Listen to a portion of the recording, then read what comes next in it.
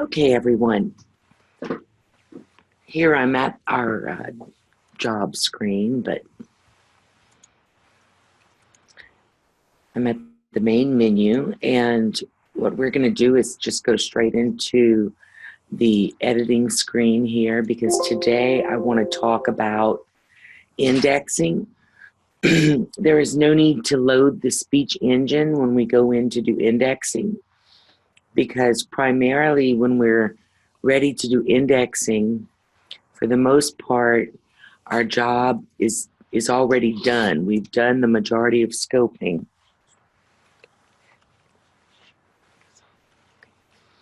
Okay, so I'm trying to get my screen here.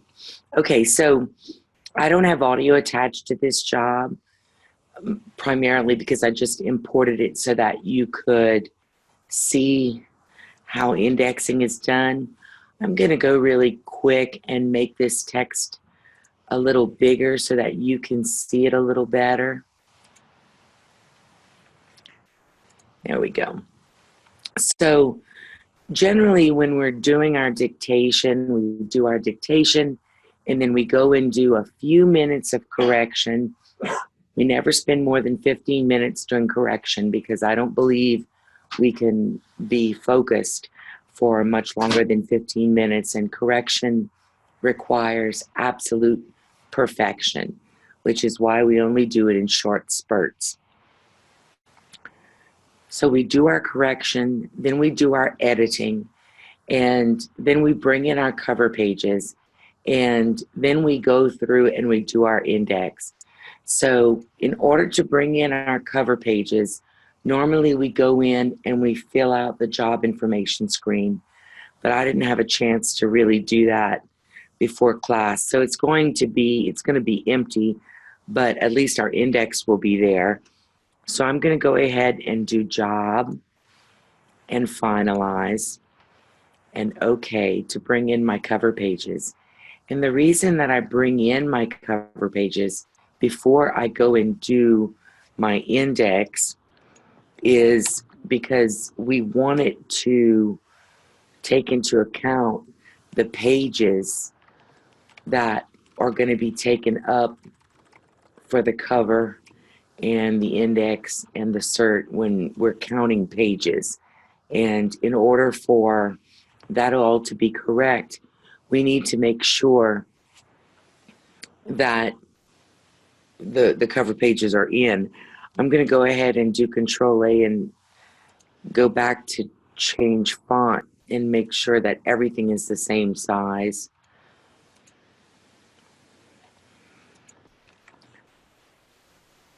And though this isn't filled out, at least it's there, and there's my index, but the index is not filled out yet. It's still blank. And so what we're going to do is we're going to go and find all of our exhibits and our examinations. The first thing you can see is that there's a cross-examination right here. And so what I'm going to do is highlight this cross-examination. I can even highlight this whole area here so that we know that it's a cross-examination of this guy. And then if you click on the drop down for your index, you can see what your lists are called. And since this is an examination, specifically a cross-examination, I'm going to click here and put it on that list. And you can see down here it says that it's been added to index number 3 right here. And so we can, if we wanted to say do all of our examinations first, we can just do Control F to bring up our find box, and we can do find next. Okay, so there's no other cross examinations. So this time I think I'm just going to highlight the word examination and Control C to copy and Control F. And you see if I highlight it, then I do Control F, the word already comes up in the find box, which is very convenient. So I'm going to go to find next, and there's no other examinations here. So I'm good. Now I'm going to go and look for all of my exhibits. So I'm going to do Control F, and this time I'm going to type in exhibit and find next. And here you see that he's talking about an exhibit. Okay, and so it's a binder, obviously, this exhibit. So I'm going to highlight binder, and I'm going to go to index, and I'm going to add this as a court exhibit. As you can see, it tells you at the bottom that it's been added. So now I'm going to do Control F, type in the word exhibit and go to find next.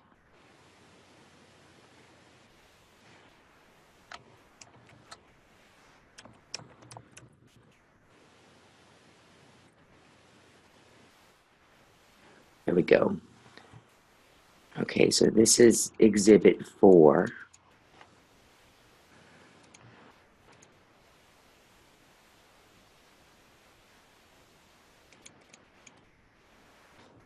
I'm just going to highlight exhibit 4. And I can click on index and say, okay, well, maybe this is a court exhibit, so I'll put it there. And again, I'm going to do Control F, exhibit, find next.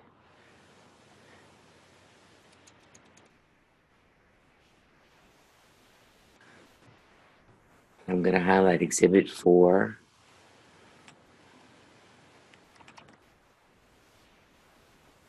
Really, it's the binder, so I'm just going to do that. And then I'm going to do index, court exhibits. Now, there's also hotkeys for this. So I can do Alt-I and then hit the number to actually make the exhibit if you don't want to use your mouse. When you're done, you Control F again and go to exhibit and find next. Control F, find next. Control F, find next. Okay, here we are. I'm not going to mark this as an exhibit. Okay, so there's nothing there. Control F, find next. Okay, so he's asking that it's being marked as an exhibit.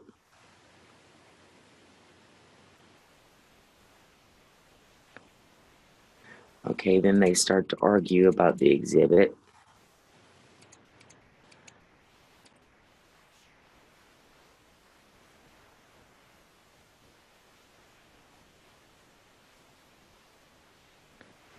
And what it is looks like it's page 35 of testimony. That's the exhibit. So this time I'm just going to use my hotkeys, Alt-I, and I'm going to hit the numeric number 4.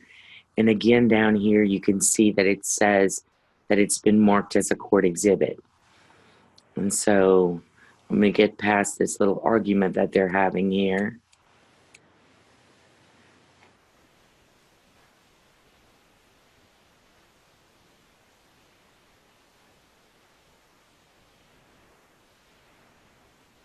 Okay, and then here you see exhibit number 33 was marked. So we definitely want to put that in there, Alt-I 4. And as you can see, that's been added. And then we'll just go to Control F, exhibit, find next. Okay, that's the one we just found. Control F, find next. Okay, here they're just referencing exhibit 4.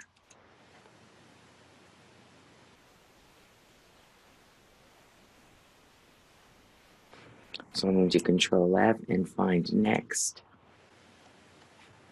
Control F, find next.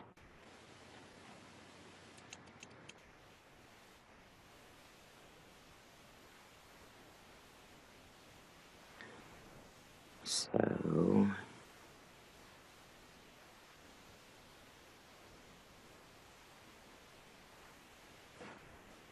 So he's just referencing previously marked exhibits. So Control F, exhibit, find next, Control F, exhibit, find next.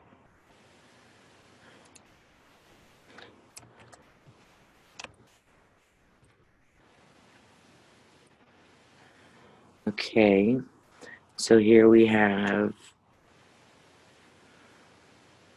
this is exhibit 15, and it looks like it's an email. So if I wanted to, I could just put all of that in there so that I know what the exhibit's about. So I'm going to do Alt-I-4. And let's say that I want to go and look at the exhibits I've added and perhaps edit what I've added. I can click on Exhibit, Show Index Page, and these have all gone to 4. So I'm going to click on 4. Let's see, that didn't work. Show Index Page 1. And now if I hit the numeric page 4, there we go. Okay, so as you can see, there's everything is here. Everything that I highlighted is here. But I might want to say that this was Exhibit 4. Binder. Here. And this might also be Exhibit 4. Page 35 of your testimony. And then here, this is only kind of referencing the binder. So it may be in there, it may not. And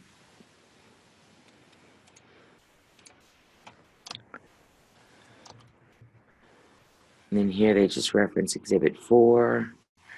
Here it was marked.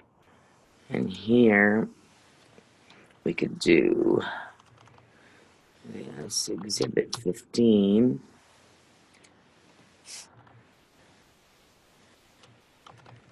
And it's an email that you wrote. Okay. So you can edit the things that you highlight. So it's all right if you highlight too much because it helps you to understand what it is. That's absolutely fine. And you can delete anything later. But it's nice that you can come in here and edit it and make it look like you want it to look. And then when you're done, just click on OK, and it'll bring you back to your document so that you can continue. Control F, type in exhibit, and find next. And here they're referencing Exhibit 31 and 32. So I'm going to just highlight those and Alt-I-4 to add that to the list. And this is only a reference, so Control F, exhibit, find next.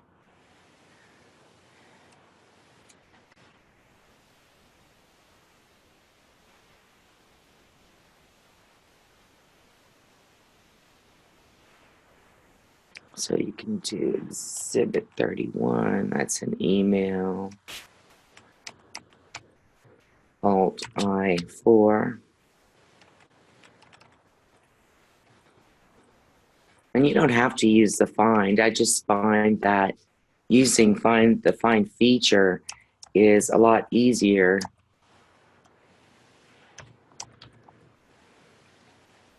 I'm just referencing Exhibit 15. And I can highlight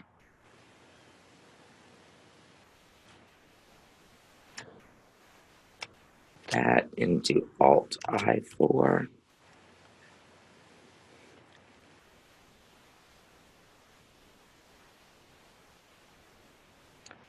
And then if I want to relate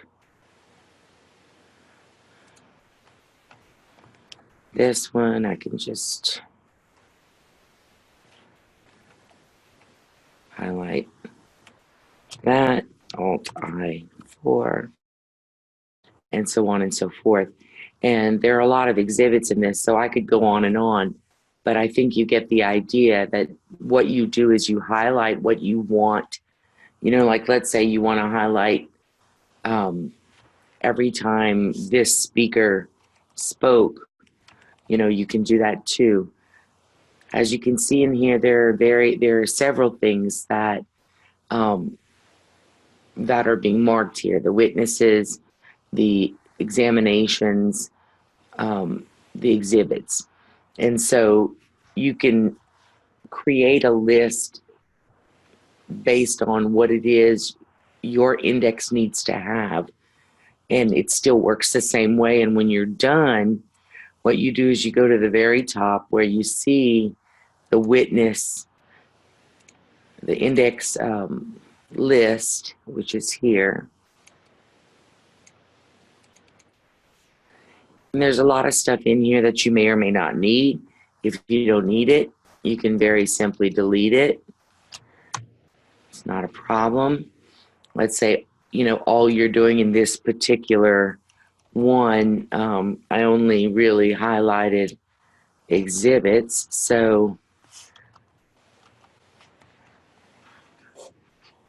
I think all I put was in index 4 and maybe the examinations index. So if I'm not going to use these others, I might want to delete them.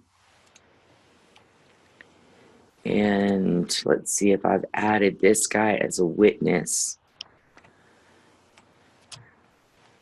Alt I1. So we'll have these three things. So let's say that I'm ready now to go ahead and insert my index, assuming that I've been throughout the whole document.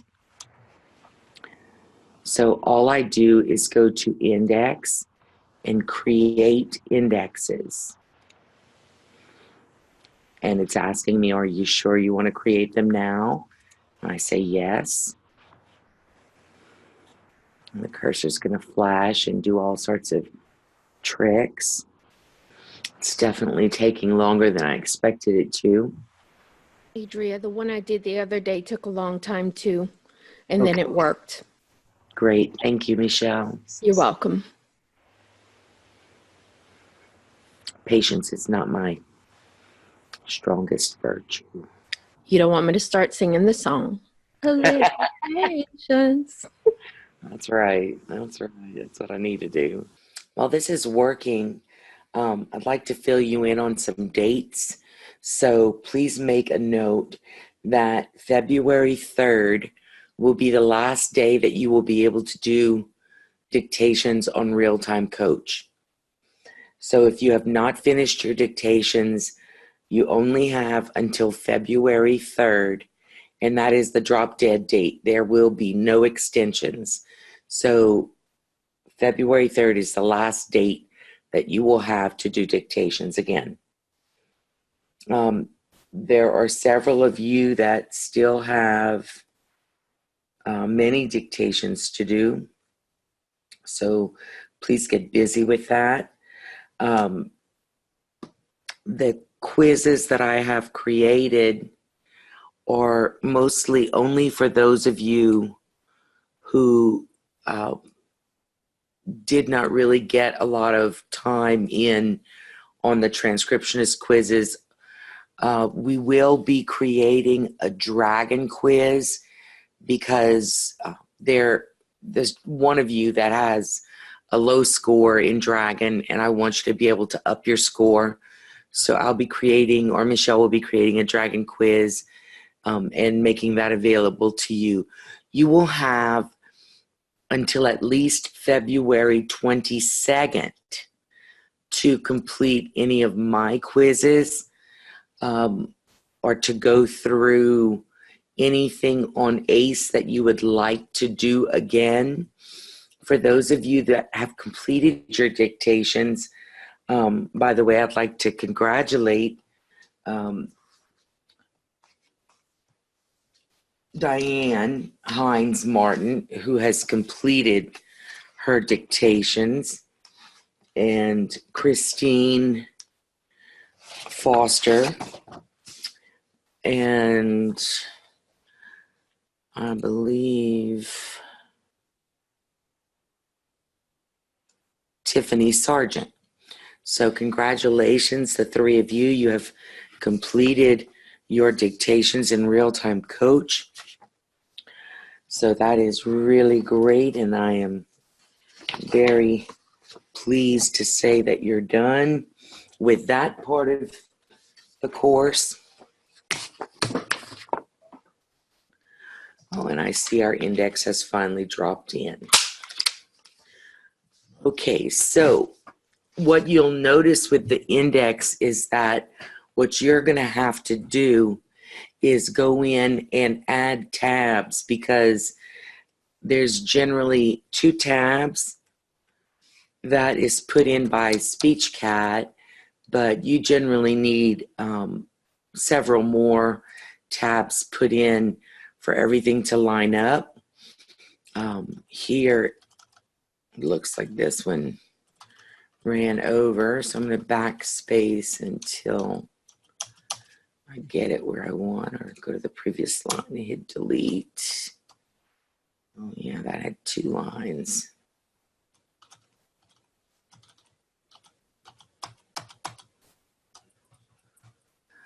There we go.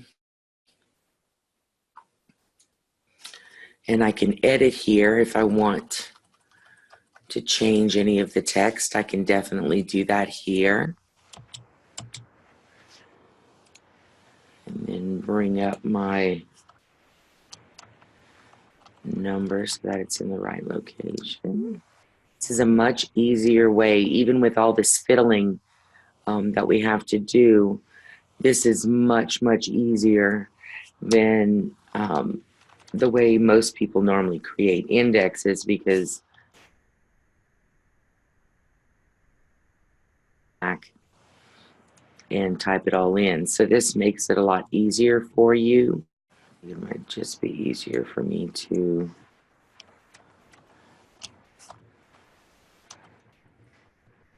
type in the 3.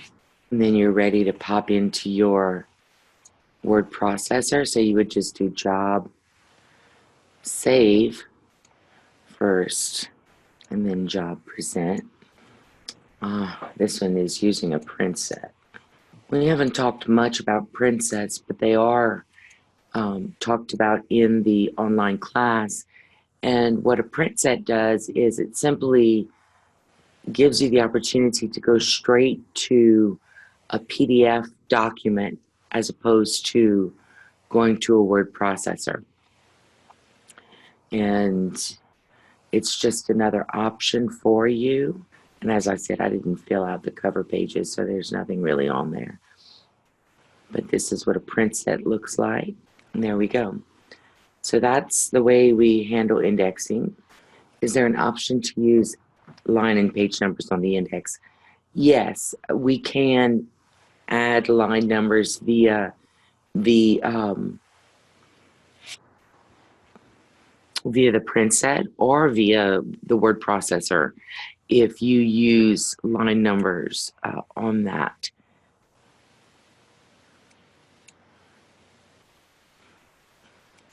Let's see if that has. So the index here does have line numbers on the index page, and it does have page numbers, as you can see at the bottom. So you can certainly use the print set to have line numbers and page numbers on the bottom. The current styles, I believe, let's see, I think that the print sets have page and line numbering, but the Microsoft Word document does not have line numbering on the index pages. I don't believe. Oh, okay. You list the line number and the page number where the items are found in the transcript. No, we don't do that. That is something that you would have to add. Now, I can show you an easy way to do that if let me go and hide the present file so that I can go back in and show you. If we go back into the edit screen. Okay, so let's say that you're going to mark this exhibit. I want to point you to the lower left-hand corner of the screen, the third box. It says page 2, line 57. So when you do your index and you add it, you can go in there, you can go to here, and let's say you want to say that it's on page 3, but you also wanted to say that it's on line 57. You could change it to page 2, line 57, like that, and then just apply and OK. Let's see, it looks like it didn't like that. Okay, so it didn't like that. You'll have to write the line number on the left-hand side, line 57, and then just move it. No, it doesn't look like it's going to let you do that either. Nope. Because every time I type in a number, it goes to that page. So that's something that I'll put on the wish list. I'll add that to our wish list for the next release of the product. Gotcha. No, the two cannot be combined by us. It can be combined by you if you wish to put it on both lists, or you wish to make one list instead of two, so that you can show the examination and the page number and the line number, I guess, because you've got the person's name, then the examination, page number, line number, then cross-examination, page number, line number. Basically for you, this will be a way to organize the information that you've gathered while you are creating the transcript, but you're going to have to merge those on your own because our indexing application does not work that way. And you can't, we don't have columns. There are no tables here, but if you present to Microsoft Word, then you can create a table from Microsoft Word. Let me go ahead and show you that. If I've got to make it go to the word processor instead of the print set, so let me jump back in the style. If you go to layout and includes and you clear the print set, then it will go to Microsoft Word instead of making a print set. So I just have to apply and OK there. And now when I go to present, it should go to Microsoft Word. I don't want to hear the audio, so just click on OK. And here's my document. Into Control A and change this all to Times New Roman 12. I'm going to scroll down to the index page. And you can certainly create a table here yourself to put this in, and you can make it however you want to look. Let's say that you wanted to insert a table. You could insert a table. Say you wanted a table with 3 sections, one for the witness name, one for the line, and one for the page number. You could do that, you know, and you could just then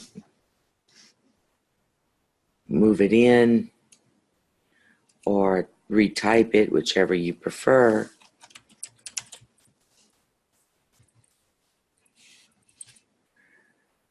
And you could do line, page 2, line 57. You could do it like that. Remove the underline, there you go. And then you would just hit tab to create the next one. And normally you can also just copy something, paste it in, make it shorter if you want. Put in your line and page numbers, page 14, line 4, whatever it is. Line it up. Tab over to the next, and then just move it in that way. So you can certainly do that.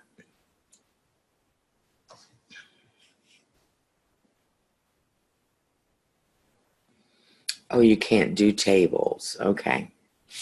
If they don't want to see tables, but you want it to line up prettier, you can also go to here and say no borders. And that way it won't show any borders when it prints out. That's an option for you as well. It keeps it looking a little bit nicer, but you can certainly retype it the way that you need it. You're right. And there you go. That's it. You always want to save something before you exit, and you're done.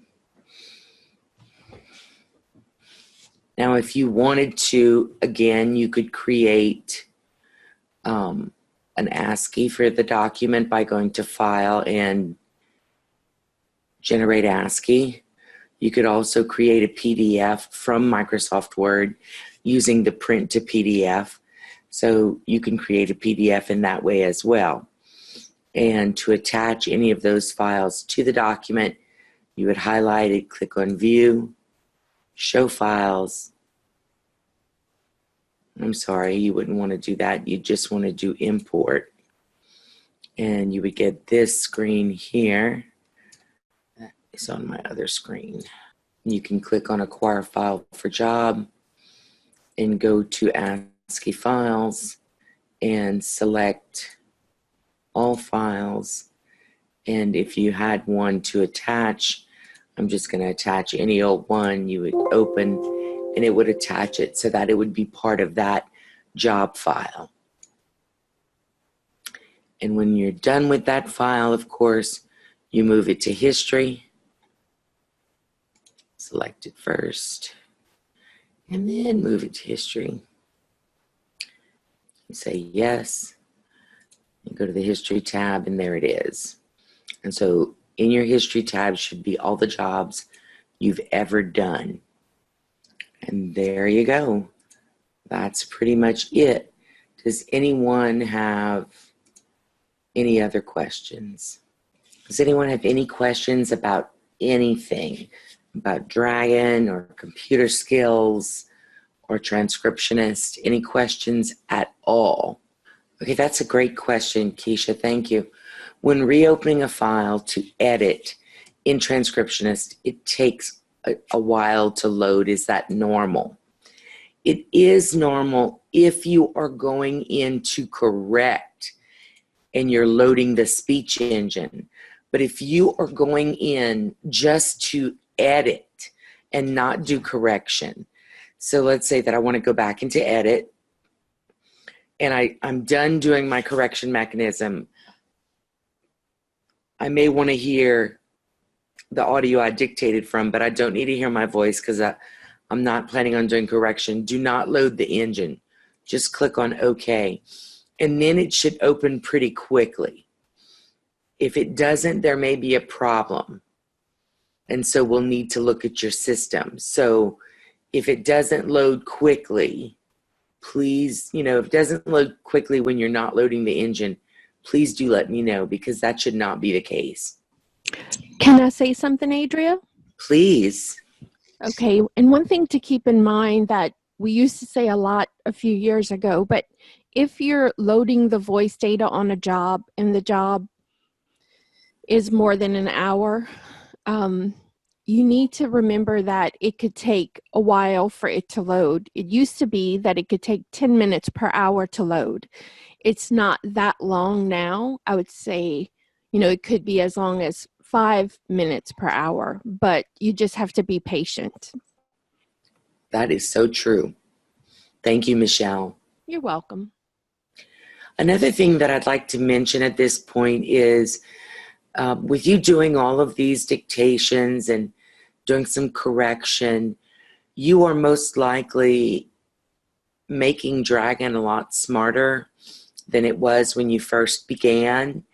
And so what I'd like to do at this point is go ahead and open Dragon. And I'd like for you all to please go ahead and open Dragon as well. Because what we're going to do is we are just going to export our user profiles again. And so when it gets to the open dialog, just open it. It doesn't really matter which user profile you open, as long as you're opening Dragon up. We always want to wait until it says that it's loaded and you see the name of your profile, and you want to click on Profile, Manage User Profiles. And at this point, you want to click on Advanced Export. You can export it to an external hard drive. You can export it to your hard drive, your My Documents. What I'm going to do is I'm going to go ahead and export it. And I have a folder on my external hard drive called DNS User Profiles, and I have many that I have created over the years. So I'm just going to click on OK and add it to that list of user profiles. You can also add it to your flash drive. Now it's telling me that the export was successful.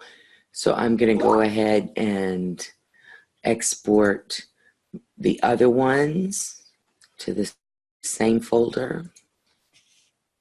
Okay, now if there's already a profile in that place and it's asking you, do you want to overwrite the existing profile? You can say yes, or you can say no. If you say no, it won't be copied. If you say yes, it'll overwrite. And you can export as many of your profiles as you care to have saved. This is something that you should be doing regularly. I think that it's better to have a ton of exports than to not have any at all, because if something happens and your Dragon user profile becomes corrupted, then all you have to do is delete it and import it from your backup hard drive or your flash drive or your My Documents folder.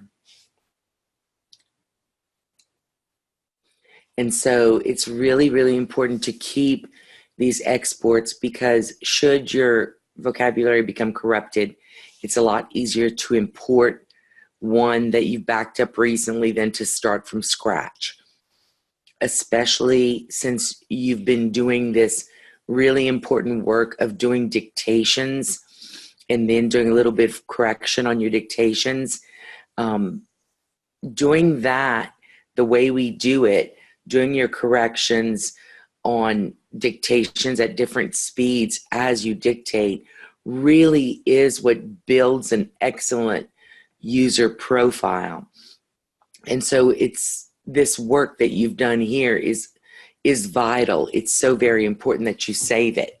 And so I strongly suggest that you export your user profile today, maybe to a few places, so that you can be assured that you always have a good user to go back to should something happen. This also will help you should we have to regen your computer if it's not behaving right.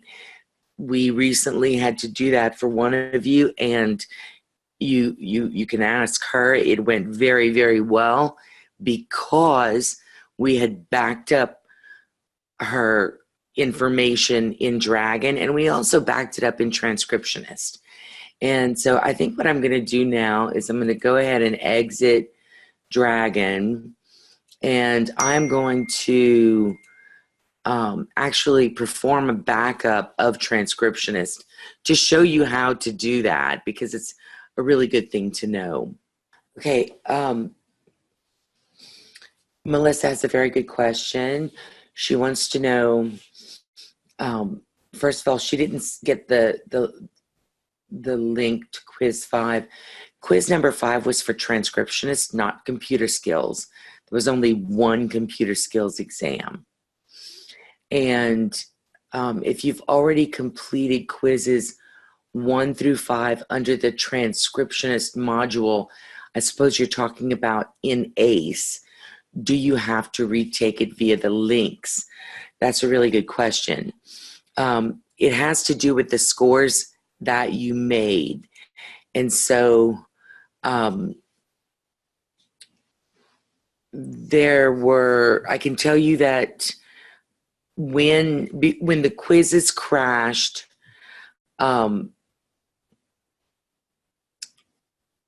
on the transcriptionist site, several of you had already been well into transcription. Vidya had most likely completed it. So, for instance, your accuracy, your percentage of quizzes on transcriptionist, Dragon, and computer skills gave you, Vidya, a 92% overall. So you would not have to take any of the quizzes. However, if you'd like to, you'll get extra credit for that. Also, Alicia, 82%. Cherry, 85%. Christy, 93%. Those are the acceptable scores. If I didn't just call your name, you need to take the quizzes that I'm putting on Skype, because those are the only people that have an acceptable score. The rest of you need to bring it up. For those of you, as far as the real-time coach, Christy, both Raquel's, Tracy, and Vidya, you guys really need to get busy on your dictations, because you're behind. And we will be doing a Dragon quiz, which, Tracy, you need to take. The rest of you have acceptable scores in Dragon. So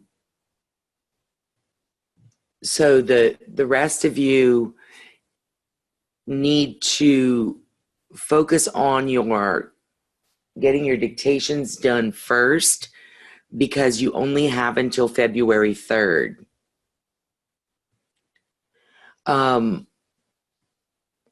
Raquel Ward,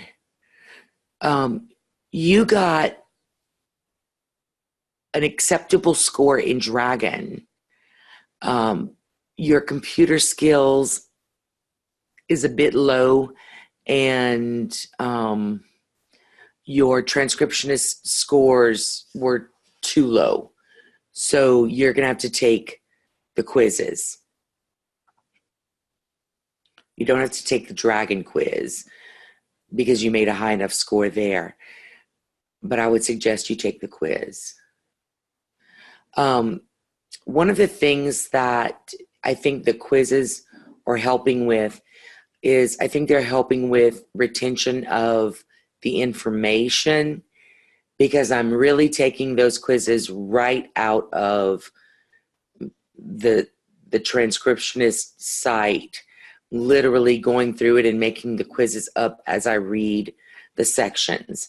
So, but again, I don't want you to worry about that first, because I can give you plenty of extra time to take my quizzes.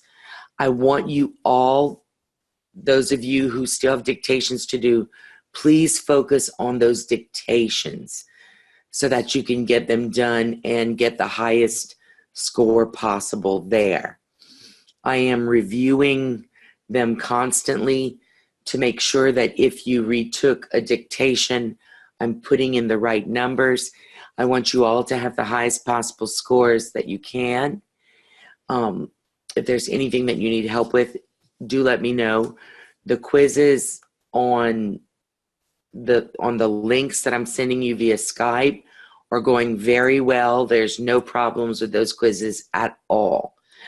Again, I will let you know when we have a dragon quiz, and I'll continue to send the quizzes to you, but you can also find those quizzes in the course, because I've put the links to those quizzes on the ACE site. I removed the old quizzes that were giving you problems, and I'm putting the links to the new quizzes right on the site, so you can access it from there as well. But if you scroll up in the Skype thread, you can also find it there. So that's really all I had to cover today. I think that you guys are doing an excellent job.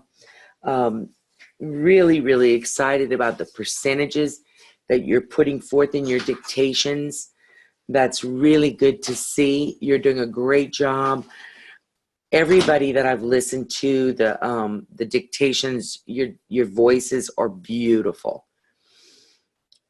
Is there a cutoff time? I think that it's probably midnight, because on February 4th, it'll probably be a little bit later than that, because we will, the site, Real Time Coach, will be disabling access on the 4th. So on the 3rd, you have all day. And what's going to happen is basically backup transcriptionist. Thank you, Wendy. Let me do that. Okay. Transcriptionist.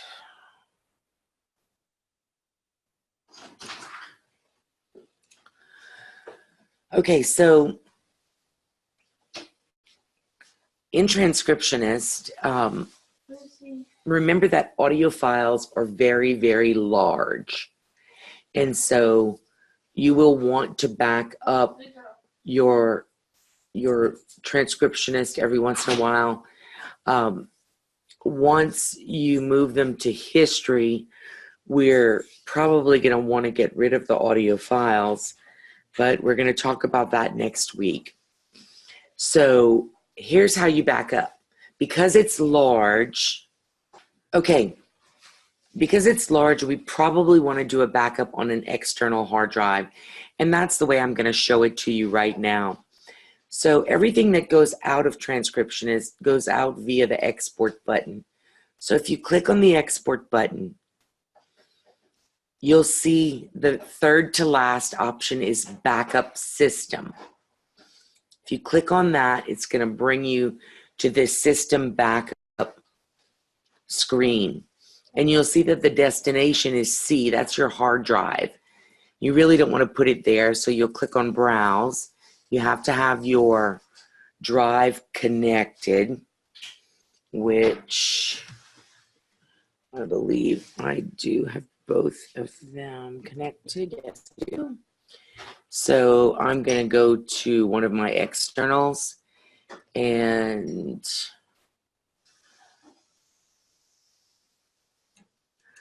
I'm going to make a new folder and call it Transcriptionist, because that's where I want my backup. And now you can see it's going to F Transcriptionist. And by default, it's going to use today's date, 1/30/2019. And the -1 only means that it's the first backup I'm doing today. So I'm going to take that away because that doesn't matter to me. And the CD/DVD field is I have to click on Include Audio. If I want to include my voice data, which is what I use to do correction mechanism with, I have to click on Include Voice Data. And you must be sure that the total space that you need does not exceed the available space. You can recalculate to be sure that it's going to fit, and then you click on Backup. And just so that you know, it's as easy, bringing all this information back onto your computer is as easy as going to import and clicking on Restore System and pathing to the destination. So it's very easy to do. It's as simple as just doing these things. Very, very easy to do.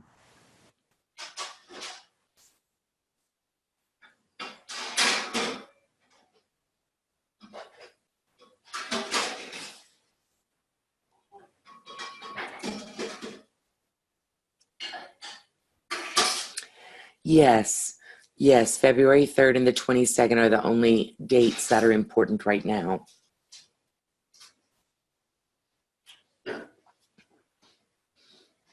And if you need extra time past the 22nd, we can discuss that, but I don't think you will because most of you are doing really well on getting your quizzes done.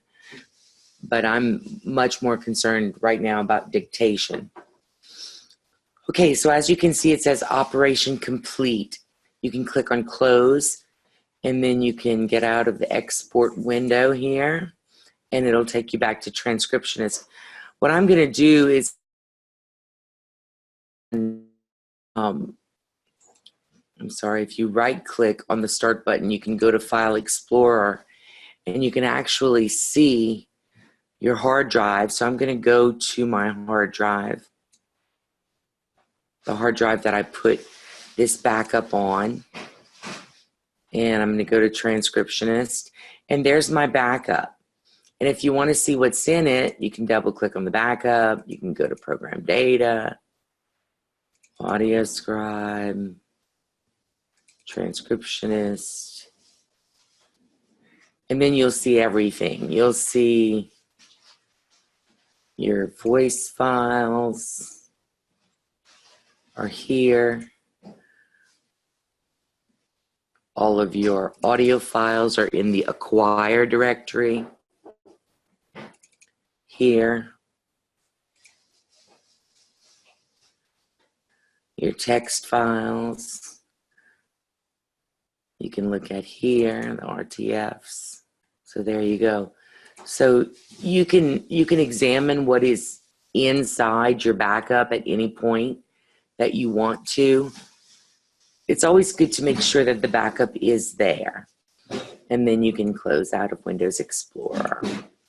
The only time I'm going to ask you to email the spreadsheet to me is if my scores and your scores do not line up. If it doesn't seem right to you, I'm only asking that you keep your scores so that if there is a discrepancy in my score for you, you can say, here's my spreadsheet, here are the numbers I got, so that I can correct them and compare them to the information that I collect from Real-Time Coach and from the quizzes. So right now, please just keep track of your scores, just because no one's perfect. And if need be, if I don't get your scores right, then you can let me know and we'll compare. So just keep them for your own purposes if you would. Okay, so that's backup. The other thing that I'd like to just show you while we're talking about backups is there's also this backup options. And what that does is just back up your settings. And it's really quick and really easy. And it tells you when you click on it, this backs up your settings, but it's not a system backup. And it may take a few minutes. Or are you sure? And I'll just say yes. And see, it just completed backing up my options. So basically, it's backing up all the system preferences that you have set. And so that's another really good thing to be able to back up. So backup is easy, both in Transcriptionist and in Dragon, and really important that you do both, because when computers crash, and you can't always tell why they're going to crash or when they're going to crash. So let's go over a few things while we have time. First and foremost, if you are dictating, always be connected to power, because Dragon, naturally speaking, is sort of a resource hog. It likes a lot of power. And so if you're dictating on just battery power, your dictation is most likely going to lay down slower, and it may even be less accurate.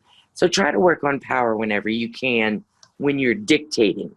When you're editing, it does not matter that much, because editing does not take up a great deal of processor time.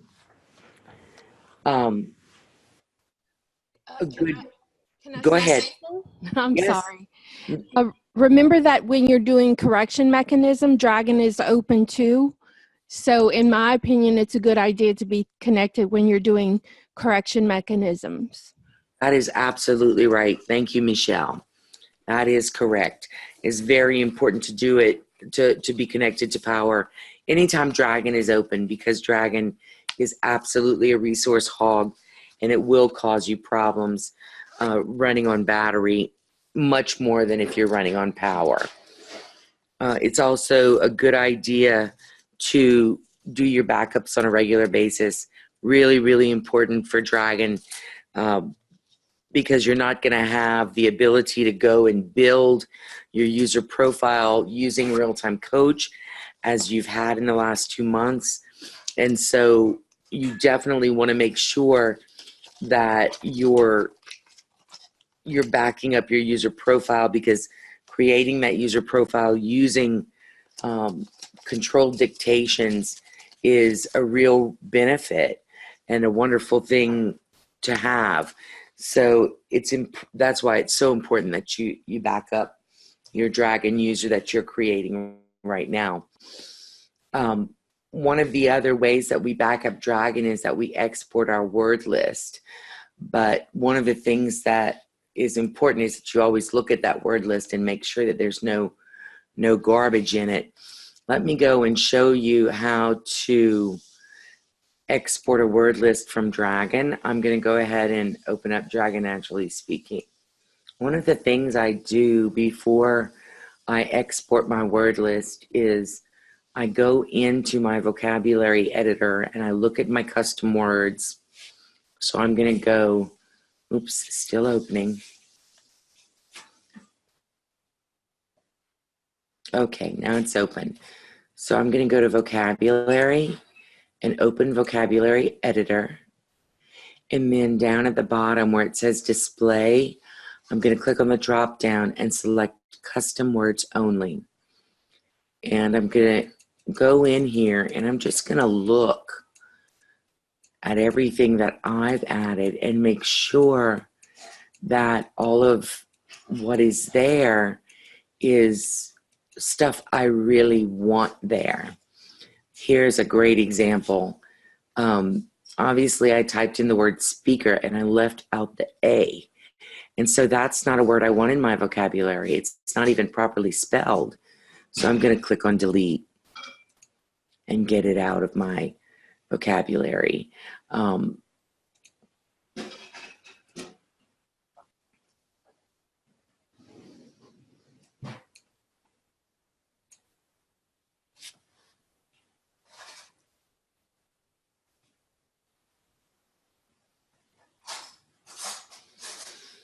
Okay, this is a really good question, so I'm going to repeat it for all of you. Christine asks, Dragon is integrated into Transcriptionist, and yes, it absolutely is. So that would mean that whatever training I perform in Transcriptionist will reflect in the Dragon program. That is absolutely correct, and a very important thing to note. So when we are, I'll tell you how we normally get incorrect words in our vocabulary editor. At least this is how I get incorrect words. Generally, the way that incorrect words find their way into my vocabulary is when I'm doing correction mechanism and I hear myself say something and Dragon got it wrong, so I'm typing it out because Dragon got it wrong, and perhaps I misspell something. Gosh, it happens a lot. And so when I misspell something, Dragon thinks, oh, so that's a new word. I'll add it to your vocabulary for you. And that's what it does. So that's where these words come from. And don't be offended when you see that you've got incorrect words in your vocabulary. None of us are perfect beings. We mistype. I have a really bad habit of capping the second word when I cap the first word of a word. I must have a lazy finger or something that keeps the shift key down. It's just a fault of mine, and it's something that I do often. And so often I come to my vocabulary editor and I've got a initial capped word, a noun, and the second letter is capped. That's my fault, not Dragon's. And so I need to take it out. And that's what I do.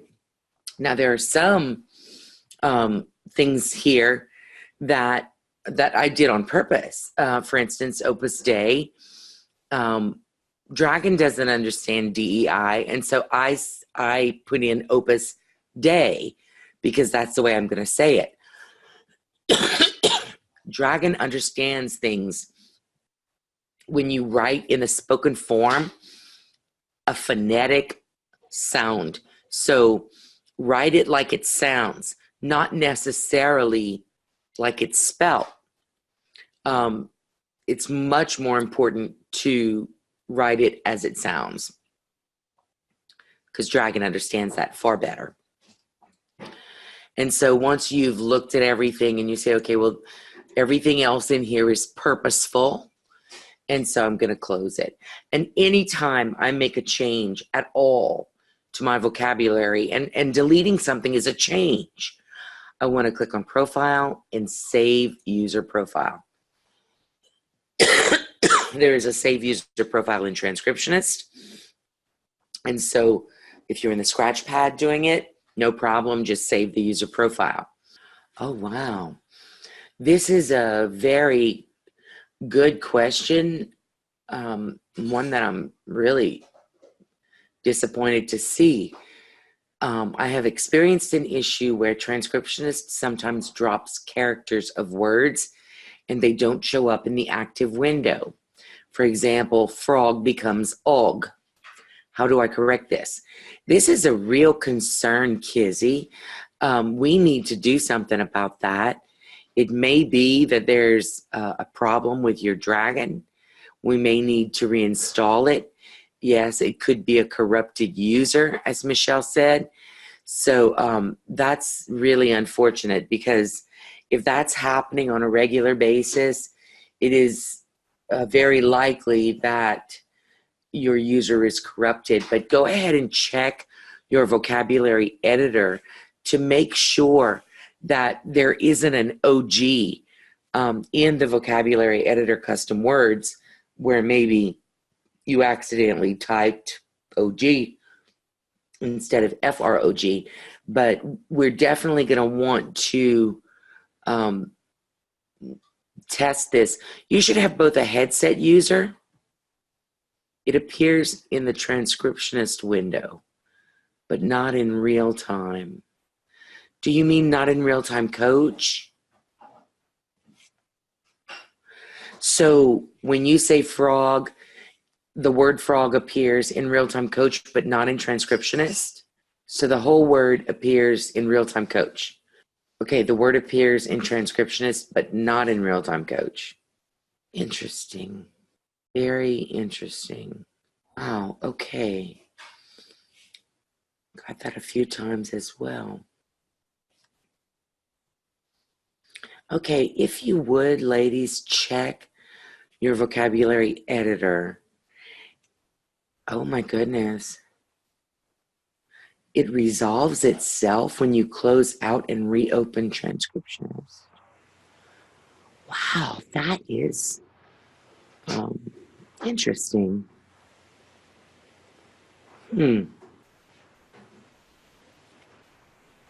Okay, Michelle is asking that you send the gather logs.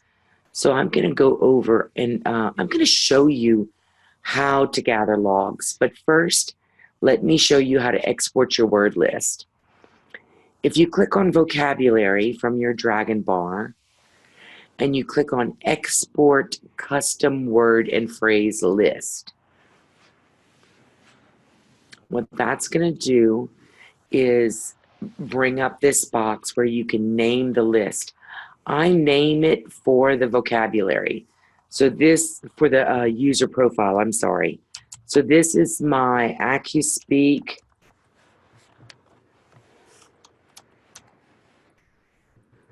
Mask SB Play 3. And I'm just going to hit save. And then I want to show you what that word list looks like. So I'm going to go to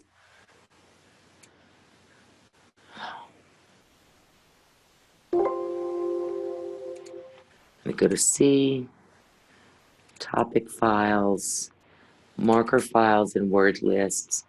And here's the one I just exported. So I'm going to open it for you. As you can see, this is my list. And the nice thing about this is that if I want to create a new user, I can use this list. Now, that's creating it as a text file. If we do the exact same thing again, export custom words and phrase, and I even want to name it the same thing, but I want to remove the .txt because I'm going to click on the save as type and choose XML. So I'm going to save it as an XML file as well. Why? Well, when I save it as an XML, and you can see if you double click on it, it looks really crazy like code. This is something that is really meant for the program, not for you to read. And what this does is this saves word properties. So if you've created a period mark that's different from the period command set up in Dragon, and you assign properties to the word, then all those properties come with in an XML file, whereas they don't in the text file.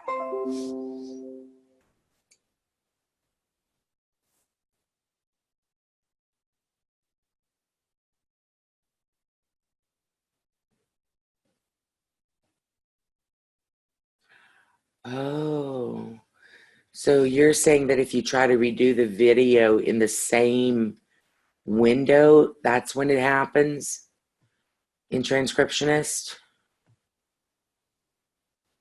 That's good information. Thank you for that. Okay.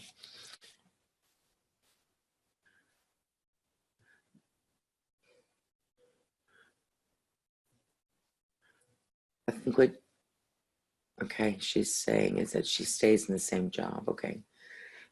That might be part of the problem. Real-time coach may not like that. Have you, when you stay in the same window, do you delete the text first?